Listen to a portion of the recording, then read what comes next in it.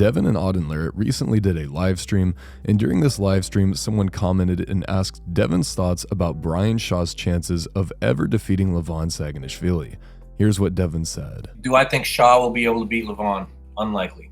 Unlikely. I'll have a better answer to this, and I'll probably make many videos about this. Later on in this live stream, Devon does elaborate a little bit. He goes a little bit more into depth about Brian's chances, and maybe he has some sort of chance if he does everything right over several years into the future, but I tend to agree with Devon that the chances are slim, and I agree with him for two primary reasons. The first reason is that Brian is already into his 40s.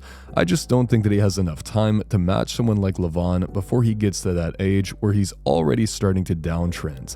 Levan has been arm wrestling his whole life, and he's younger than Brian Shaw, so to me the idea that he's going to catch up to Brian Shaw seems pretty unlikely. And the second reason is because of Brian's proportions. I think that a lot of people in the arm wrestling world tend to think of Brian Shaw as having the best possible genetics. If you were going to sculpt an arm wrestler out of clay, he would look like Brian Shaw. He would have huge hands, and he would be 6'9" and have arm length that corresponds to this height. However, I just don't necessarily agree that something like super long arms is a universal advantage for arm wrestling.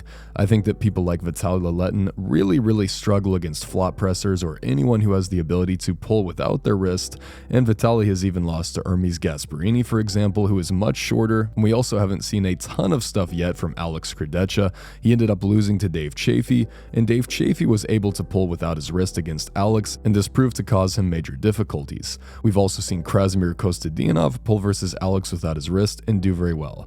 Of course, Alex is way better than he was back then, and it's not to say that he couldn't beat those guys now. I think he would probably be the favorite against any of those guys at this point. However, the point still remains that there is a really good counter to someone with a really long arm, and it's just the ability to pull without your wrist.